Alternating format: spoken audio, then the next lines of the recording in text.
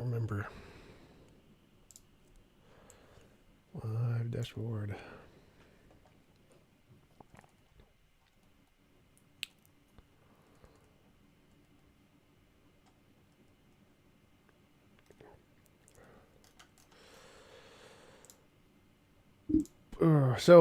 JR, I think we're live. We should be live, hopefully.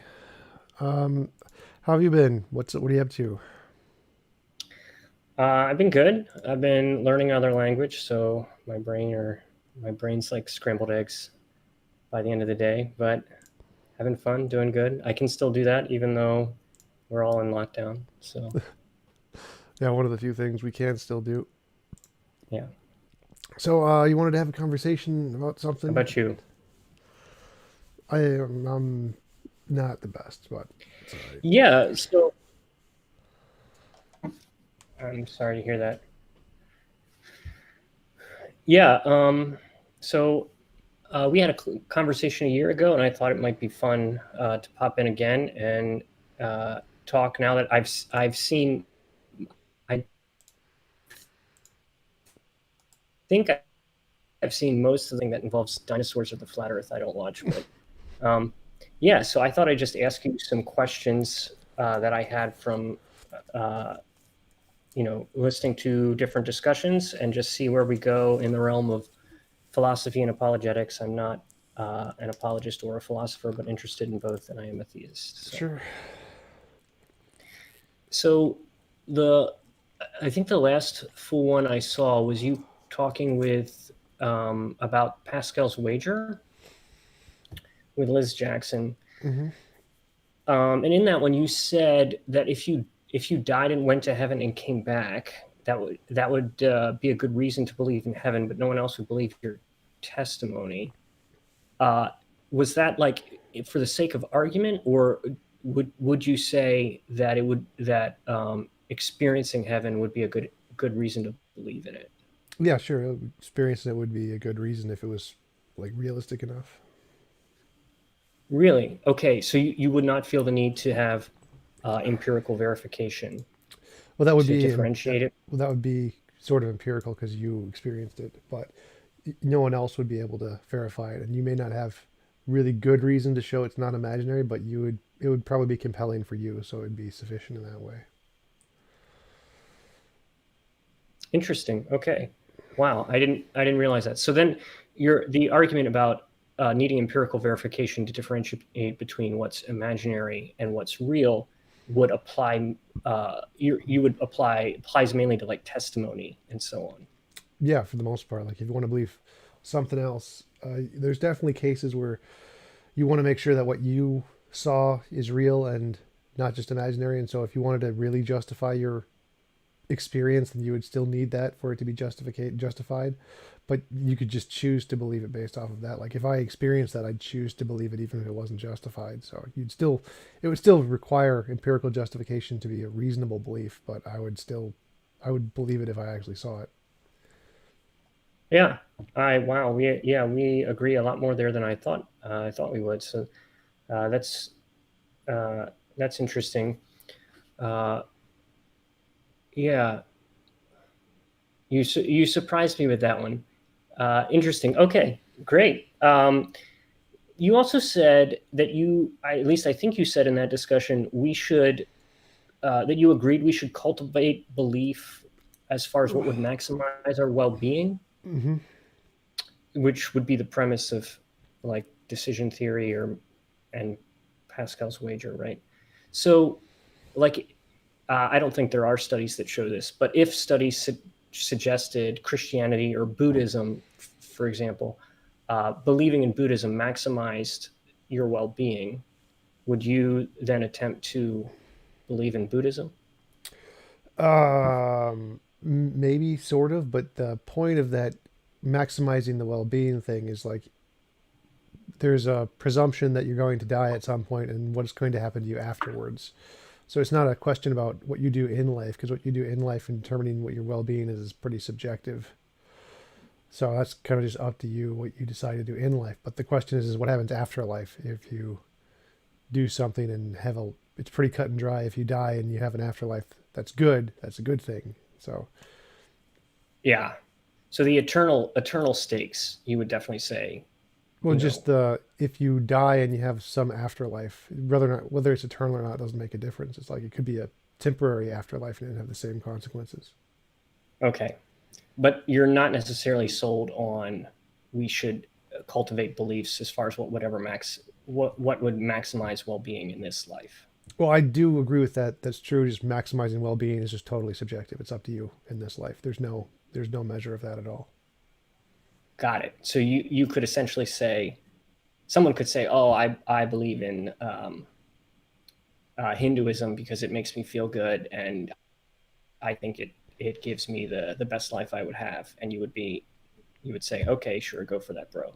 Yeah, pretty much. Okay, interesting. Huh. What about let's say the Matrix? You're there, and Morpheus is offering you blue pill or red pill. Which which one would you take? Um, Probably subjective. Depends on the time frame. Like if I had a good life, I'd take the one that keeps me in the matrix, and if I had a bad one, I'd take the other one. I forget which one is which. Interesting. Yeah, interesting. Because I feel a strong uh, moral pull against taking the blue pill. My moral intuition is like, no, you have to take the red pill, and you have to find even if the truth is terrible, you have to take it. Your moral intuition doesn't come into play there. No, I don't think like finding the truth is an interesting hobby, but it doesn't make any difference to life at all for the most part. Most truths don't have any significance to your life for the most part. Like Wow. Yeah, that's interesting because I have such a strong sense that the truth is the most effective thing.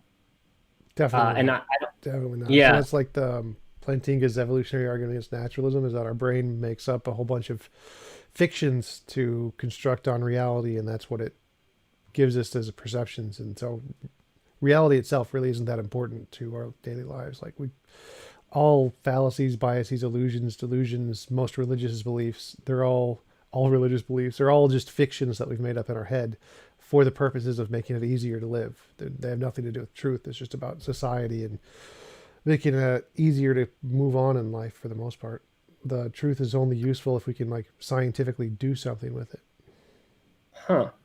So yeah, this is something I don't think I've heard you talk as much about, and that's very interesting. So would you say we should try to cultivate like there are people out there, they tend to be idealists, but who would say, oh, we should practice kind of self-hypnosis and seek to bend the reality we experience with our beliefs as much as possible. And that seems like the kind of thinking most atheists, well, maybe forget that. It just seems like the kind of thinking based on on previous discussions I've seen you in wouldn't seem attractive to you. But you wouldn't have any issue with that?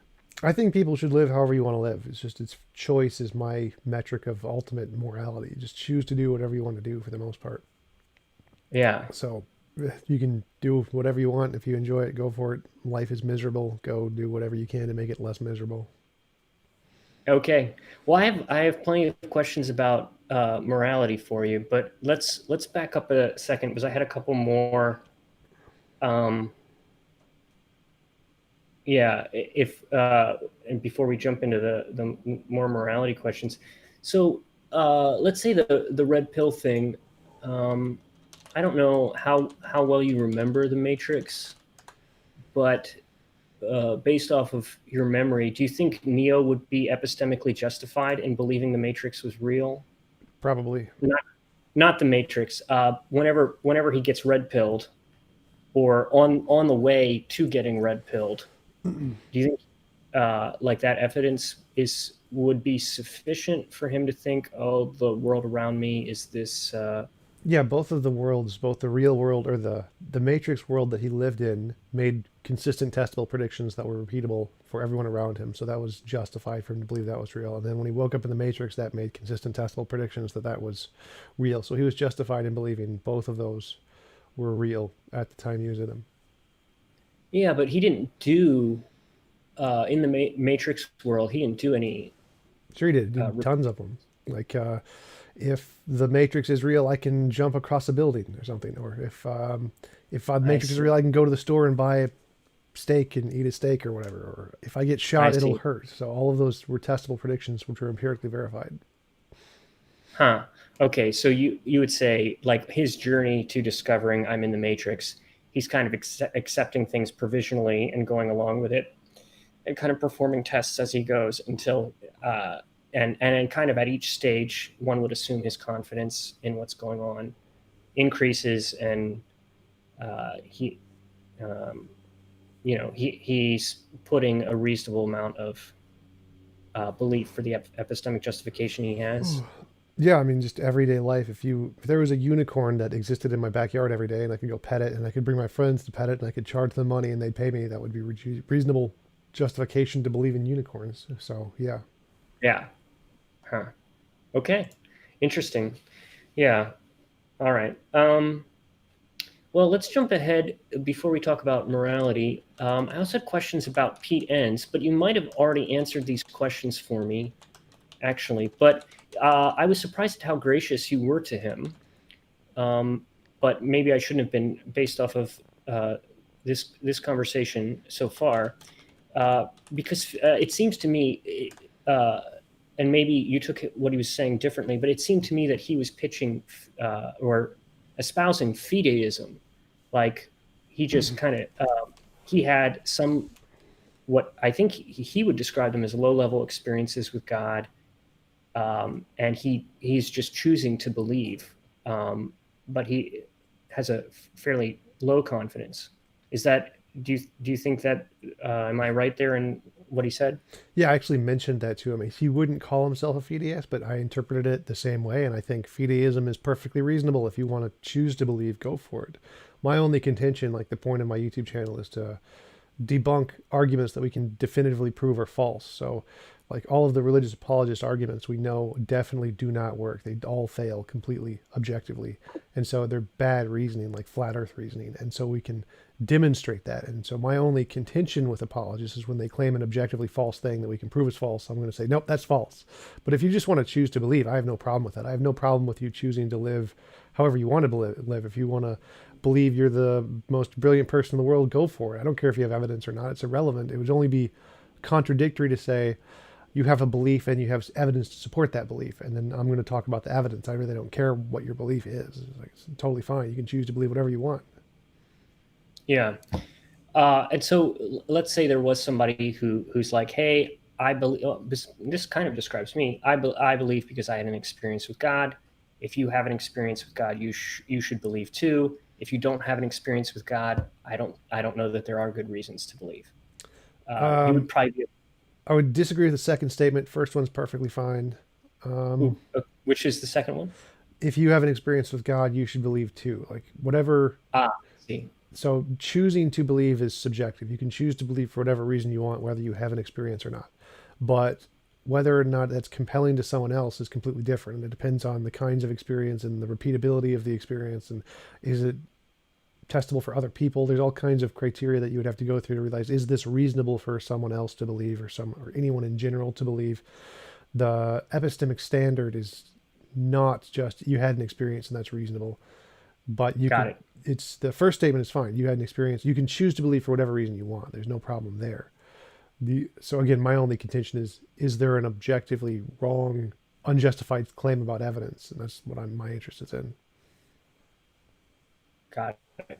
Yeah, I think I would agree with what you said about personal experience. I think Mormons, that's their whole thing is, well, I guess they're you had did you have a Mormon apologist on, or was it somebody else? Yeah, I Kwaku, think Kwaku. right. So he's a little different, but normally Mormons talk about the burning in the bosom and so on. I just think rational defeaters for Mormonism are so overwhelming. But I feel the uh, same way about Christianity.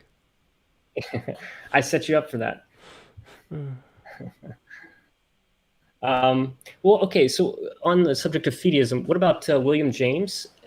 He wrote The Will to Believe. So he argued uh, that there was this criteria for which you could believe something, and it would be you did not have to have justification for it to be rationally held. And his criteria. Let's see if I remember them off the top of my head. I can pull them up real quick if I don't. But he said it has to be a live option versus a dead. So live would mean you could see yourself believing it. It's somewhat credible or appealing to you. Momentous versus trivial. It's something that's really important, could change your life. And then the last one is forced. Is it a forced choice? Meaning, so he would argue belief in God is a forced choice because you either believe or you don't. So he would be on that side of the whole atheism definition argument against. So he's like, hey, if it's a momentous forced choice and belief is a live option, you could believe without needing any justification. I don't know if you've heard of or thought about that before. Any thoughts on that? Well, yeah, it just wouldn't be justified. You can believe whatever you want for whatever reason you want. It's just not a justified belief. It's not epistemically grounded. It has no basis in reality. It's just, but you can believe whatever you want. So the question would be, does he mean that that's a justified belief without any justification? And usually that's the way it's interpreted. And the answer would be no. It's just his subjective feeling about what he thinks is fine. And he can do that. But again, it's just not epistemically justified. Huh. I think his whole argument is that that belief can be rationally held, even if you don't have justification. Now, I mean, I think there's an assumption that we're in the absence of defeaters. Largely, you would be talking about contentious issues. Yeah, it's the absence of defeaters thing is just a burden of proof fallacy because we can take any one of his statements that take all of his criteria, say it's a God thing of some kind, and then just replace that with an alternative God thing, the opposite God, and you get the exact same result. So, which makes it reasonable to believe both his belief and the exact opposite belief, or the negation of that belief, or something like that. So it doesn't provide any justification at all, because the whole point of justification is to be able to differentiate the real from the imaginary, not to make you feel good about the afterlife. So his criteria is just, this is going to make me feel good, but it doesn't tell us anything about truth at all. So it gives us no justification concerning reality. It's just what makes us feel good. Okay, you broke up a bit there, which is probably my internet.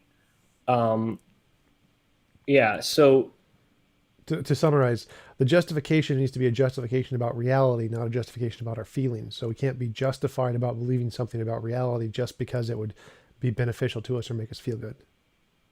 yeah, and I think he's aiming at a low bar. I think he's saying you can do this and be rational, rather than saying a higher bar of epistemic justification. But Well, yeah, I'm saying the same thing. To be rational, yeah, to rationally believe something about reality, you would have to have some justification that it's true about reality, not just it makes you feel good. So you're not yeah, rational in believing something that makes you feel good is true about reality just because it makes you feel good.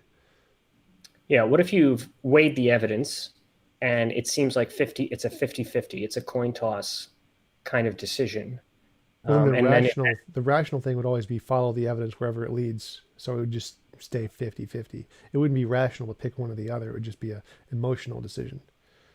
yeah. What if it's a forced choice though? You have to Well, that has choose nothing one. to do with rationality. Again, truth and reality don't care about our lives in these sense. It wouldn't be rational. It would just still just be emotional. I'm going to die, so I better pick one because it's beneficial to me. It has nothing to do with reality. It doesn't tell us anything about what's true. It's just I'm going to choose to do this because I want the reward, the potential possibility of reward. But it has nothing to do with truth or reality. So it wouldn't be justified or rational in any sense. It would just be an emotional decision.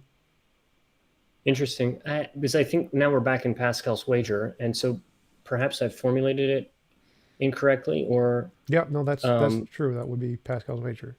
So Pascal's wager, yeah, choosing the thing that's most beneficial to you is again beneficial for you. So it would be rational for your life, but it's not rational in concerns with reality. So there's two different criteria there. So I would say I would still choose to try and get the reward, but it's not a rational decision. It has nothing to do with reality. yeah, yeah. Um, I see what you're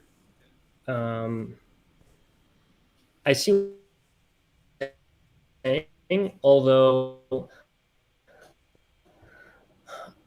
like if in one's estimation the evidence really is equal on both sides, and by not making a decision is made, which would be like you can either choose to attend the class or not, and you say, oh, I'm gonna, and the class is at 3 o'clock, and you're like, well, I'm gonna withhold judgment, and 301 comes around and you've decided not to attend, right? Even by withholding judgment. So in that sense, there's a forced choice.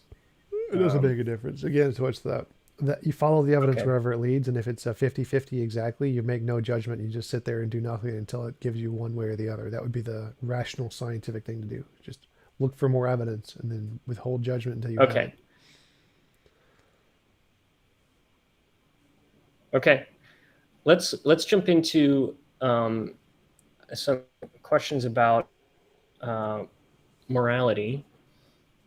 Yeah, your system of morality is all built around choice. Yeah, I have a whole bunch of questions that I'm not sure where to attack them from. But so there are a number of moral intuitions that people seem to have that don't seem to directly connect to imposition of will, as far as I can tell.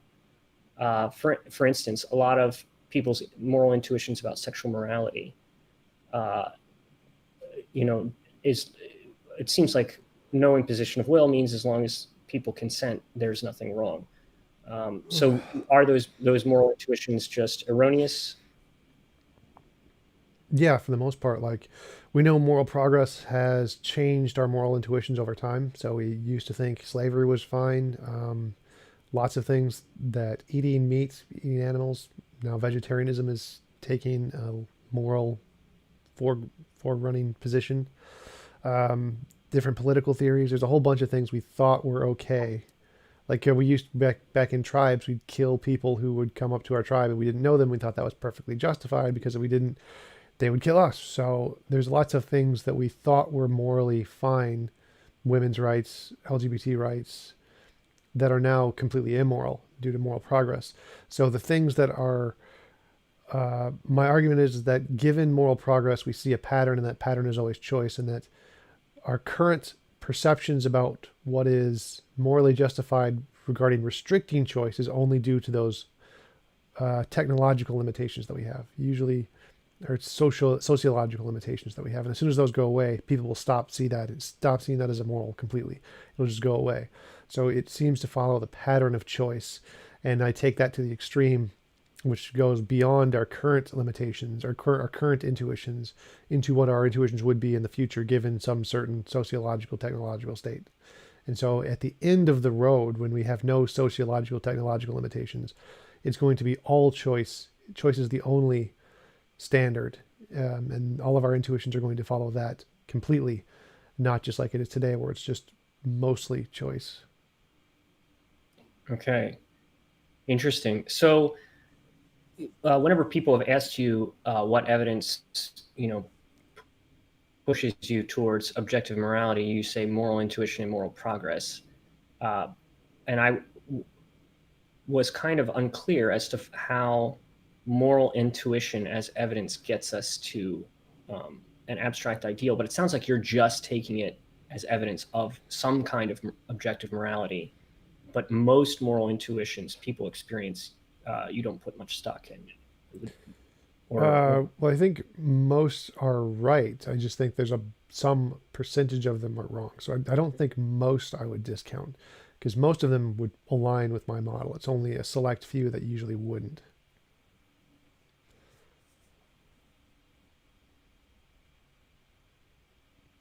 I think you cut out again. So yeah, Okay. most moral intuitions Yeah. would agree with my model. So I'm Yeah. using most of them, but only a few of them would disagree. It's not like Yeah. most of them disagree. Okay. Huh. Okay. Well, um, maybe there'll be some areas of moral disagreement, uh, or moral problems that'll help me flesh it out a lot, because it seems like your moral system it's really utilitarian. um, so let's say there's somebody who has barely barely repressible urges to cannibalize people. And there are people in the desert, and he comes upon a corpse. He doesn't find anybody else around. Would it be immoral for him to eat the corpse? Nope. Okay. Huh. What about if he just decides to copulate with the corpse? Would that be immoral? Nope.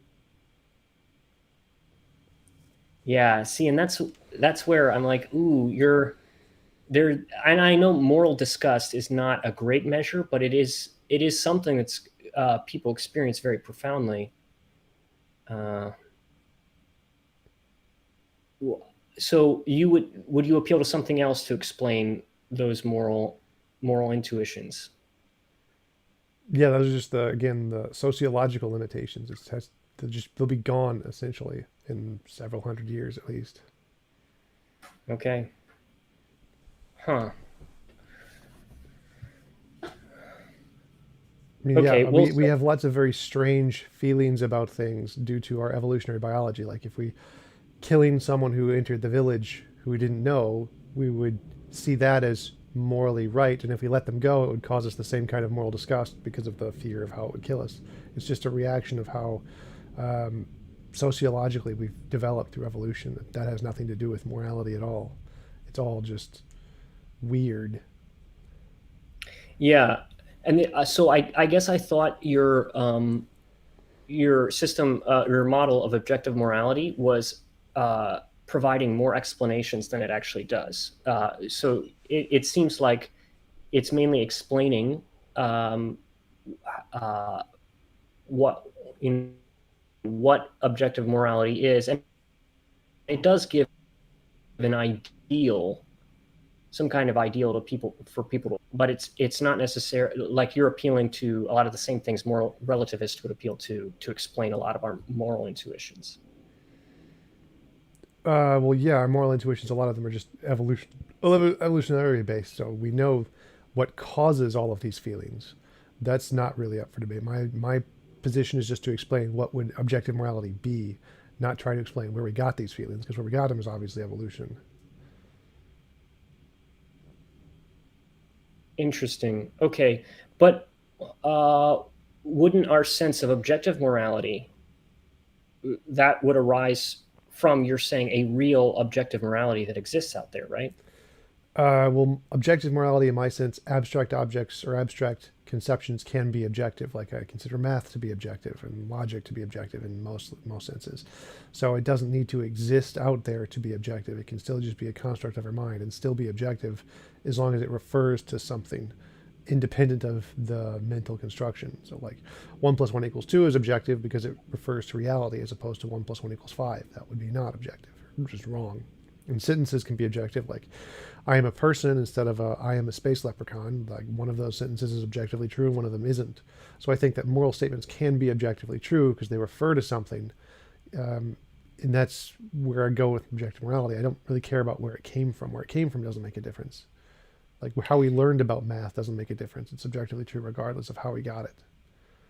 Yeah, I agree with you completely about what objective morality in that sense means. But I guess I'm not making the connection between you're saying moral intuition and moral progress are the evidence that objective morality exists.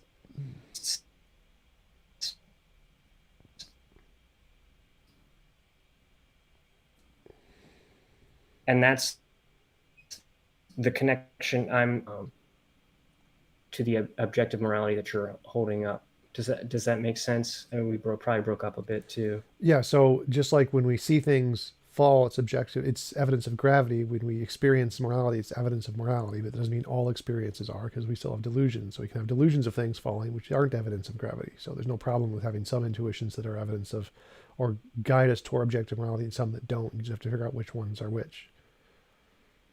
Okay, yeah. So you would say we experience morality as objective, and that's reflective of the truth that there is objective morality out there. Well, I wouldn't say that. I'd say we No. experience morality.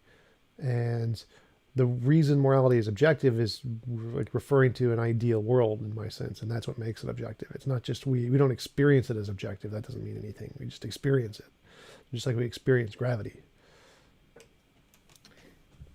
Uh, oh, I guess I misunderstood then what you meant by moral intuition as evidence that morality is objective. Because my understanding is, whenever No, so what I moral intuitions and moral progress are just things that we experience.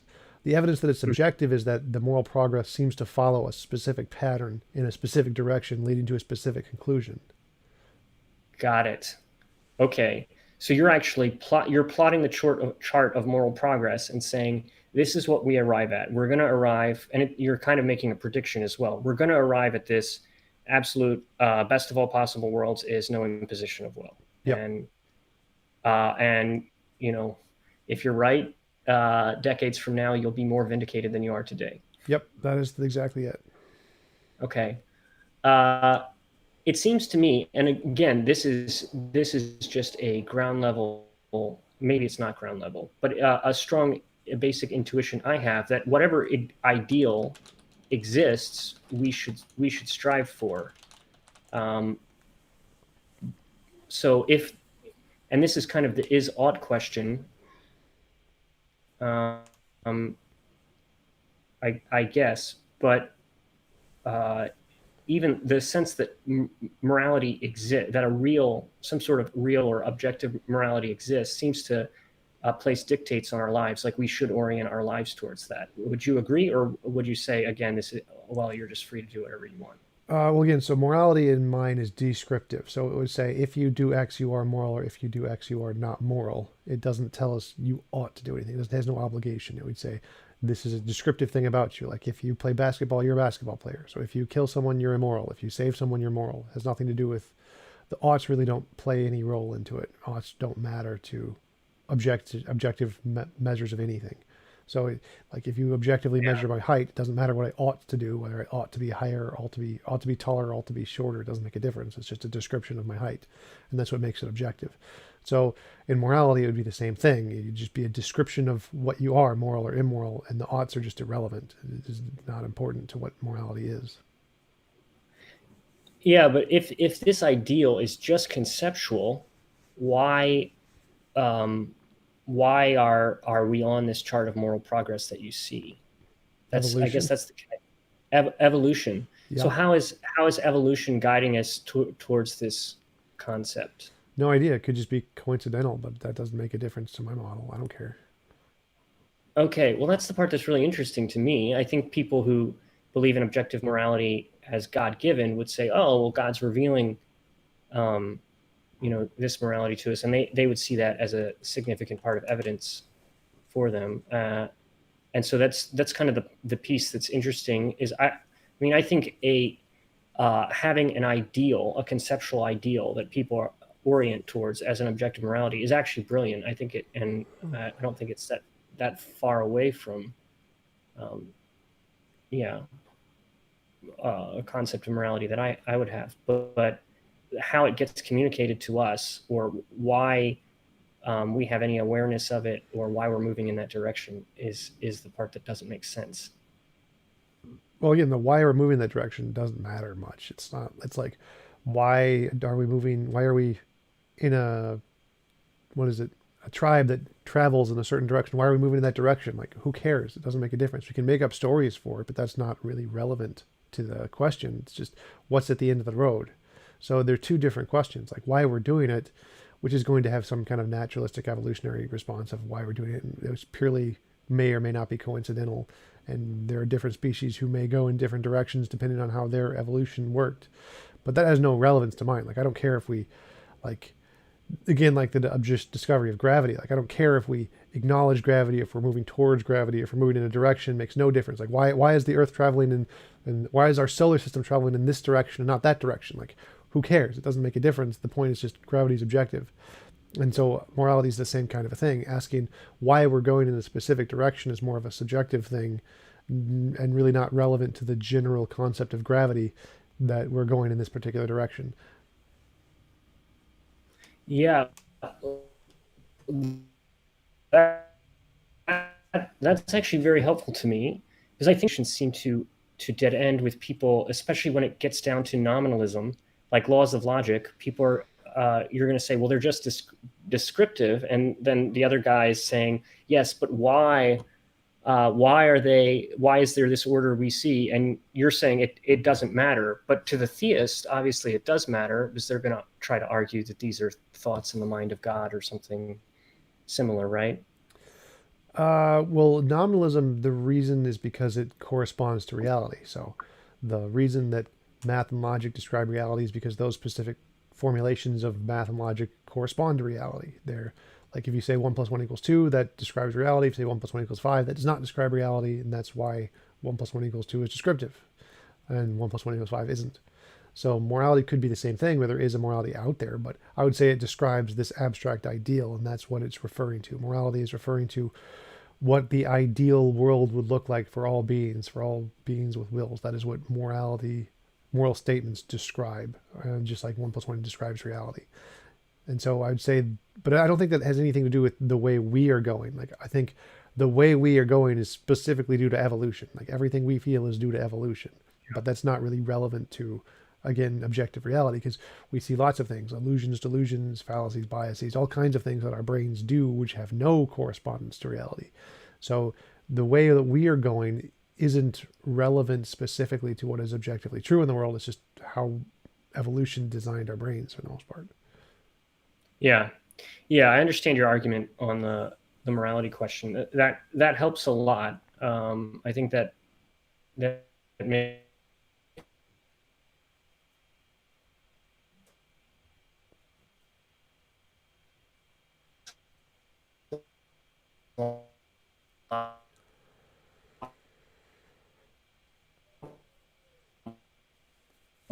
You cut out pretty bad. Give it a minute just to uh,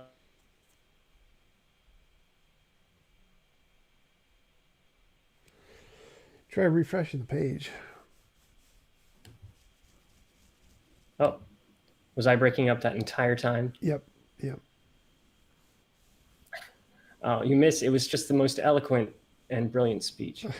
Um, Yes, yes, I am right. I know. Thank you. yes. Well, I think would say one thing. I think yeah, I quite like the idea of orienting yourself towards an ideal. I think Christianity is not so far from that, as far as the ideal would be Christ.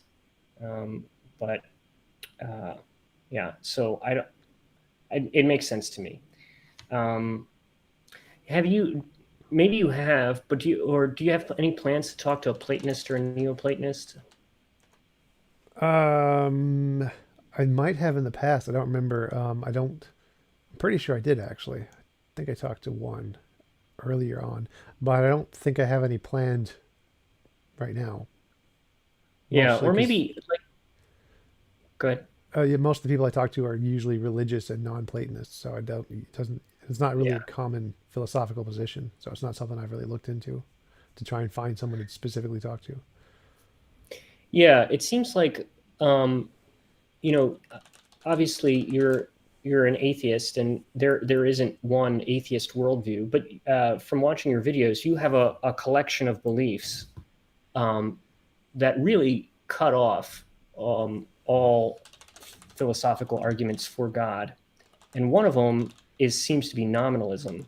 Like you had this lengthy conversation with, I think, James Anderson, the guy who wrote the Lord of Non-Contradiction paper. Hmm.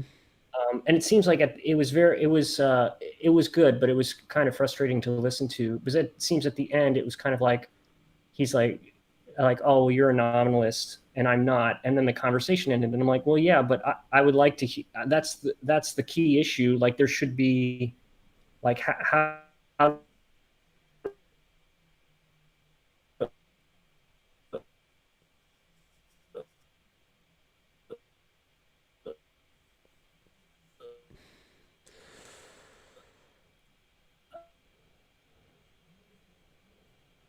a debate where that ground level. You're cutting out again. Did you catch any of that? I think you said something like the Sorry. debate between nominalism and non people who are nominalists and people who are not nominalists. What is the compelling arguments for one or the other? Why not just disagreeing that you start with this presupposition and I don't, or something like that, and asking, well, why would one position be more reasonable than the other, something like that. Yeah, I think it seems like the conversation gets bogged down before you get there, and that seems to, on philosophical grounds, that seems to be the important conversation to have if somebody's going to argue about the laws of logic as a indicating theism. Yep. Yeah, I would agree. Somebody in the chat said if you turned off your video, it might decrease the amount of information and make the connection better. I don't know, but yeah. Yeah, is that So good for you? yeah, I'm fine with it. I don't mind. Lots of people I Sure. talk to with and without video. So yeah, I think it makes sense. Yeah, that you should argue that you should make some kind of an argument that nominalism is true and that there are some actual logical things that exist out there in some kind of platonic way, rather than just asserting it. Because yeah, I think that the starting position is the most reasonable starting position is that no, those don't exist for any justifiable reason because we can't discover them in any way. So I think that in presenting arguments for that would be required for that to be a reasonable position rather than just assuming it. Assuming it doesn't really have any good grounds as far as I can tell. Yeah, and it seems like most of the people who are bringing that argument to the table are coming to the table already thinking about these the laws of logic, let's say, as governing uh, principles. Like these principles aren't just descriptive; they govern, and then they don't necessarily know why they believe that. And I think, like Anderson probably does know why. I'm not. It was frustrating to me that the whole conversation went on without him getting into it. But Well, I think he tried to. I think that was the justification for his arguments is that the the way you phrase those ideas about propositions is that they exist and their truth is independent of physical reality, and that's why you are justified in believing that they are existing things. I think that was the point he was trying to make with all of his arguments. yeah, yeah. Well, for me anyway, that one's worth listening to again because it seems like some of these things come down to ground level intuitions about which position is more reasonable. I think I think free will is also one like that, where people are going to find evidence more or less convincing based on some kind of ground level intuition they have about their experience or the way the world seems to be to them. Well, I wouldn't use ground level intuition. I would say, again, you'd have to have something that can differentiate imagination from reality. And so, experiences like if you experienced heaven or you experienced the Matrix repeatedly and it made lots of testable predictions and you can interact with it consistently, I think that's a pretty good way to tell it's not imaginary in some sense. But I don't think your intuition is. Intuition is definitely not a good way to differentiate the real from the imaginary. Yeah. Okay. Well, what about my experience that I could have done otherwise? Um, I Most people have that experience. No, that's not an experience. That's just a feeling. Really? It's a post hoc feeling. Like you can't Oh, really interesting. experience you could have done otherwise. To experience you could have done otherwise, you'd have to be able to go back in time and repeat the event multiple times to be like, ah, I could have definitely done otherwise. Yeah, making different choices. Yeah, but other than that, it's just a post hoc feeling. So you can't actually experience that. It's just a Yeah, feeling people actually, label like that. yeah, actually, even the time travel wouldn't work because you're aware of your time, the time traveling and the experiment. So now you've got uh, Well, potentially you could new reasons. I've thought about this quite a bit. Like, if you set up an Okay, experiment where you went back in time, reset everything exactly as it was, including all of your memories, and played it back like 10 times, and then you went back forward in time and you gave yourself all of the memories, like played them to you in a video, like you recorded all of the events, and you saw, oh, I could have done otherwise in that case. I did somehow. There's something that changed there, and all of the physical stuff was the exact same. So there is a way to do it. So you'd have to like record yourself exactly as you were in each of these 10 cases and then play them back in the future and be like, ah, I changed my decision there somehow. I don't know how. So there must be free will or something like that, or some new explanation of what caused that. yeah, yeah,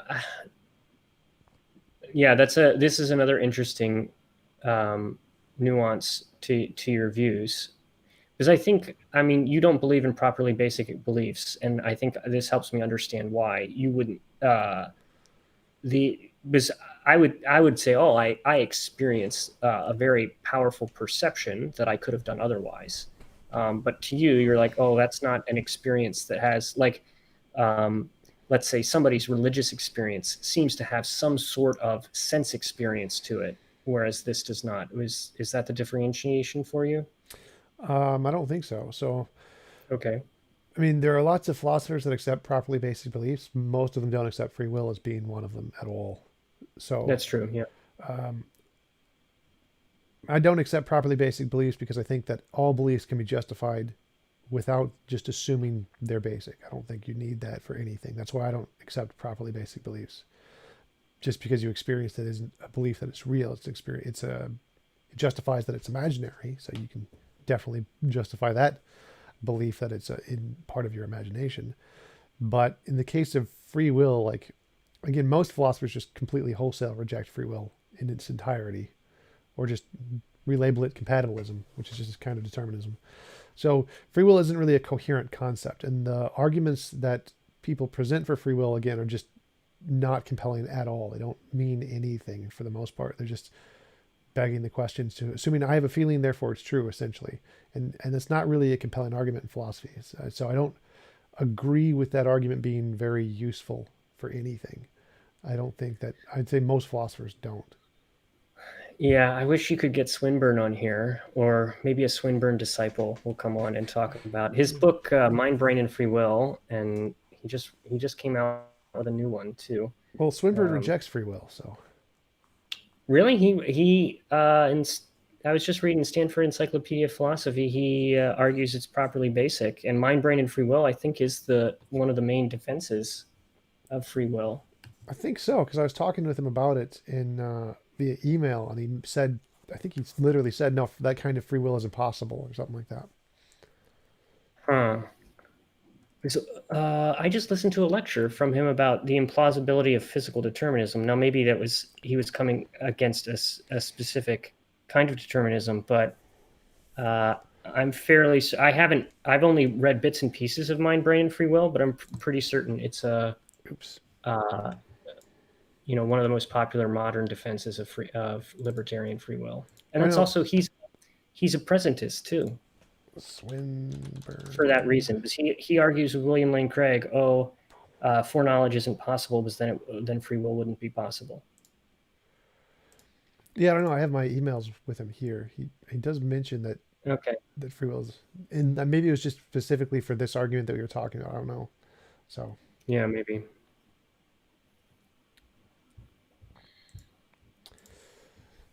but yeah, I don't think. Yeah, I still think that most philosophers don't take even Swinburne's arguments for free will seriously. And it's not really that compelling.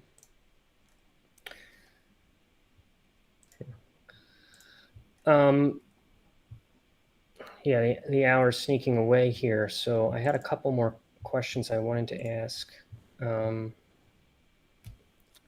well, the other thing that is where you see the evidence very different from others is whether consciousness can arise, is an emergent property of the brain or not.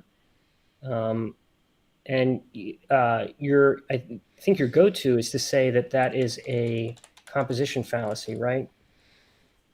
Yeah, if you say that consciousness cannot arise from physical processes, like if you take a bunch of non-conscious things and you add them together, you're not going to get a conscious thing. That's the typical argument. That's just textbook composition division fallacy. I think it's the, I don't remember which one it is. I don't, because I keep getting them confused. But yeah, just saying that because none of the parts have the pieces therefore the whole doesn't have the property is just a composition division fallacy. Yeah. Well, which textbook? Because I was looking that up, and yeah, I don't think um, consciousness is an emergent property of the brain. Now, I have other reasons for thinking that. Obviously, theism would come first for me, and I think that's probably true for most people you talk to. But it seems like saying bricks could make a living, breathing rhinoceros.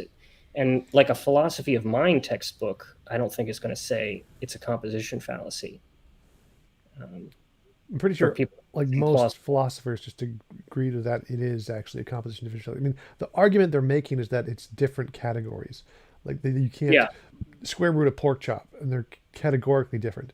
The specific phrasing that you can't add non-material things together to get, or non-conscious things together to get conscious, that specific phrasing is literally a composition division fallacy, but it isn't the actual argument that most philosophers use. That's not, they don't usually use those kinds of strange phrasings. So that the phrasing they use is more saying it's categorically separate kinds of things. There's consciousness its own kind of a thing, like a square root of a pork Right. chop. You can't do it.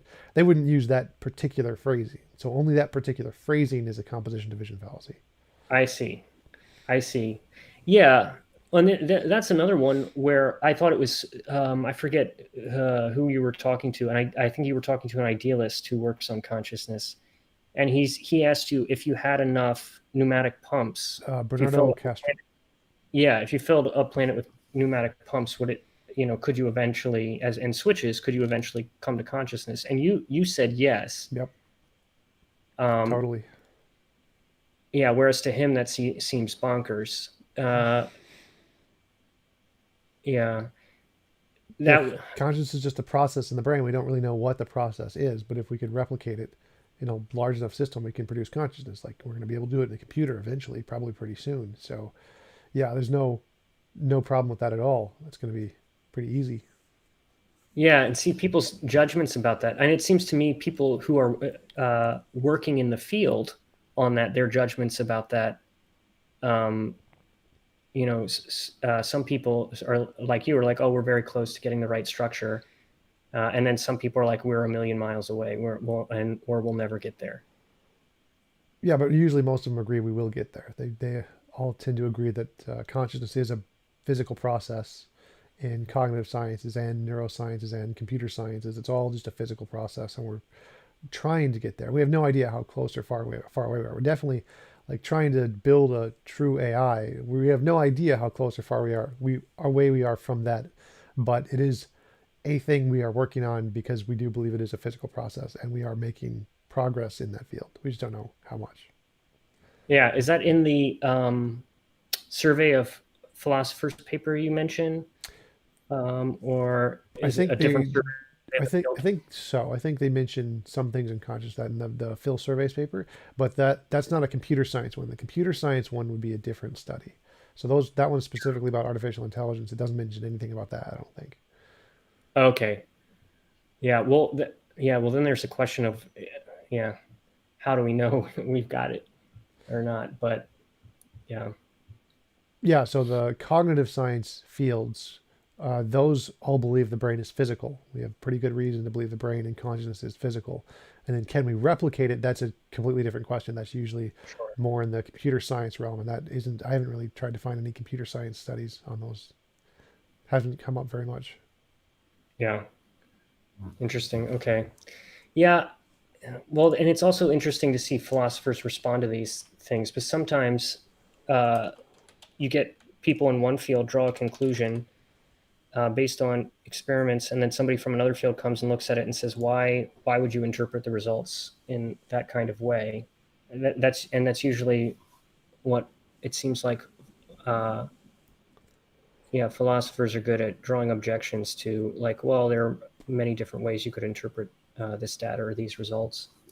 Yeah, but But I think philosophers are kind of useless. Scientists really don't care about anything philosophers have to say at all. Um, Scientists say, well, we're going to start with our hypothesis, make a prediction. If it works, we get it right. And anything philosophers have to say is kind of just useless. They don't even get an opinion on it because it's the only people who get to make progress in science are the people making the predictions and doing the experiments. So philosophers are just kind of useless. They don't accomplish anything in science for the most part.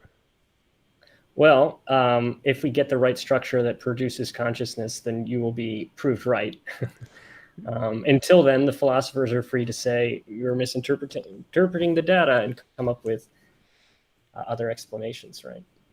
Well, yeah, I mean, Uh, but it's the same thing as like God of the gaps. People, if there's a gap in our knowledge, what created lightning? People like to say, well, it's Zeus, and they like to make up all their different interpretations of what lightning is. But no one actually cares. Like the scientists are like, okay, you can do that, but until we get testable predictions to verify one is correct, it's all just making stuff up. So that's why scientists don't really take philosophers seriously because they don't do anything. They don't make any discoveries about the world. They don't have any way to verify that their hypotheses or descriptions of realities correspond to reality and aren't just imaginary. And so that's why science doesn't refer to philosophy at all. They don't cite philosophy papers in the academic journals for neurology or psychology or any of the big scientific fields, the STEM fields, because it's just not interesting. They don't really care. Hmm. Yeah. You spend a lot of time and have educated yourself quite well for on in philosophy. I would have expected a more sympathetic view of the discipline. Uh, well, but before we go, I did want to ask you. Last time I asked you about the asymmetry argument from David Benatar, and I was just wondering if you had any more thoughts um, What is it? on that. Life, if you measure good and bad in life, and there are a number of different measurements we could do. We could do pain, pleasure. We could do fulfilled desire, unfulfilled desire, et cetera, et cetera.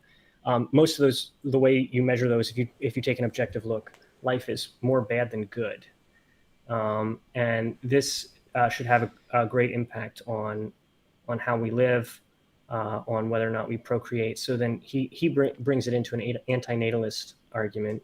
It's kind of pessimistic philosophy. Um, and I think afterwards you said something about like if an uncreate the I think you had said if the being doesn't exist yet, its will can't be imposed upon. Is that right? Yeah, for you can't impose upon a will that doesn't exist. Uh huh. So yeah, I mean Yeah. the asymmetry argument. I mean, I'm not sure I would accept that because I don't know. I don't see any reason to think that the negative inherently outweighs the positive. It does for some people. I definitely know that from experience, but for others, it would not be the case that that's true. And so I think it's kind of like a coin flip of whether or not a life would be positive or negative. And again, it depends a lot on the technological limitations of the time period. So I think that 400 years ago, life was a lot more negative for most people than positive. But today, or in like rich countries like America, I don't think that would necessarily be the case. So I don't see this asymmetry argument working at all. I think it's purely contingent on the time frame and the comfort of the life of the people and the technological advancements of the society. So I don't see that asymmetry working in any way. Huh. So if we think about just pain and pleasure then? It seems like most of our life, it seems to me universal that our lives contain much more pains and annoyances than they do pleasures, and the quality of those pains are higher than the pleasures we experience. For instance, if I offered you 5 minutes of the most excruciating pain possible, followed by 5 minutes of the most ecstatic pleasure possible, would you Yes, choose? I would do it. If you gave me like 10 hours of the most excruciating pain, I would accept it gladly for the 5 minutes. But Really? I'm a weird person in that sense. Yes, that seems deeply counterintuitive to me, but that's not the first time in this conversation. So, Yeah, uh, yeah, I've had to live through that multiple times, so that's a decision I've had to make. huh, So yeah, I think that it's subjective. So I think yes, the amount of because pain isn't necessarily a bad thing. Like you can like correct. pain. There are people who are forget masochists who like pain a lot for very strange reasons. But so I don't think that the measure of good and bad is again choice, not pain or suffering or well-being from my model. And so choosing if you choose to experience it is totally fine. There's nothing wrong with it. And we don't really most people choose to keep living. Only a small like 10% something choose to suicide. So given the fact that most people choose to keep living and go through their suffering, it's reasonable to think that it's the asymmetry argument actually goes the other way and that it's more positive to live, especially given the current time technological advancements and things. So I really don't see the asymmetry working in favor of the life is bad argument. Huh, interesting. Uh, yeah, I don't. I do agree with you that most people want to continue living. If I think Benatar argues, yeah, well, once a life is started, we have an inherent drive to live, and that this makes extinguishing life a bad enough that we should choose to continue living. Um, but I think if uh, I think he's probably right. I think that most lives contain a uh, greater unfulfilled desires, greater pains, and trouble than they do pleasure or fulfilled desires. You can. There are other ways to measure it, and so it seems to me that if there is no meaning in this world, then consciousness is a cruel twist of evolution. Um, but it seems like you're arguing as long as we feel like life is worth living, that's all that matters. Well, the determination of if life is worth living is you decide is if it's worth living. So it's all the choice thing. The like amount of physical pain or dissatisfaction isn't really important. Like when you play a video game, the same thing is true. Like you experience more suffering if it's like a really hard video game. You experience more suffering than you do joy, but it's still worth it. Like you spend lots of time playing the video game. So I don't see that as a good argument against like, well, should we abolish video games? Like probably not. People really like video games, even though they're really hard. Like especially like the new brand of Dark Souls challenging games people make. They're extremely difficult. They cause you more frustration than they do happiness, but people continue to play them because they find that enjoyable. So I don't think the measure of suffering compared to reward and joy is necessarily the correct measure to associate with what we're the asymmetry argument. I think the asymmetry is, do you want to do it? Like, do you choose to pursue this lifestyle regardless of whether or not it has more suffering or not? And people normally do, even in video games, it's more suffering than happiness, but they do it anyway because they value it. So I don't think the suffering versus happiness measure is the correct one. I think the choice metric is the correct one. Okay, so um, yeah, so you would say, hey, whatever people want to do, even if it somebody's, let's say somebody has one of the worst imaginable lives, and we can imagine really bad. If at the end of it, somebody asks, "Do you wish you'd never been born?" and they say, "No, I'm glad that I lived and went through all that." In your view, they would be right, regardless of any objective measures. Is that true? Yeah, because it's their life. So I mean, would anybody else want to live their life? Probably not. But if they were satisfied with it, then that's totally fine. There's nothing wrong with that. Okay. Yeah. Yeah, that's interesting.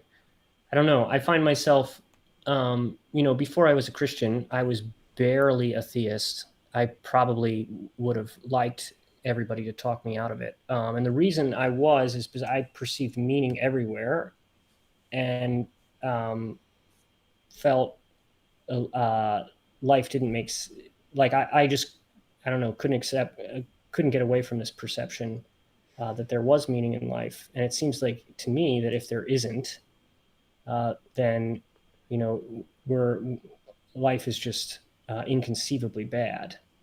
Um, and it seems to me like we all act as if there's meaning in the world. Um, I don't know. Well, the meaning is just what we impose on it. So regardless of whether or not it's good or bad, the fact that we want to live is the meaning. So it comes from within. Do you value being alive? Do you want to continue pursuing the things that you want to continue pursuing? Then that's that's enough to qualify as meaning in life. You don't need any more than that. Hmm. Yeah. So just keeping ourselves busy with the things we want to do is. Yeah, I mean that's like kind of what life is. That's the ideal of what life is. Hmm. Keeping yourself busy with the things you want to do. It's a good summary. I like it. Well, I profoundly disagree, but I enjoy the conversation and the intellectual stimulation. Yeah, I appreciate your channel a lot. One of my favorites. Think it's the best. You get all the best people on, Thanks. um, and Like Darth so Dawkins, right? actually I couldn't. I couldn't. I tried. I couldn't listen to it. Yeah. I The yeah. irony is that's my most viewed video. Yeah, see, and that's exactly the ones. My favorites are, I mean, I like the Pete Enns ones. I like all the Rouser ones. You should have him on once a week, probably. Oh yeah, I think You'll I'm having another one with him upcoming soon. great. Yeah, that's fantastic. Yeah, all all good stuff. And I am praying for you, Tom. And so, wish you the best. Thanks. See you later. Yep. Have a good one.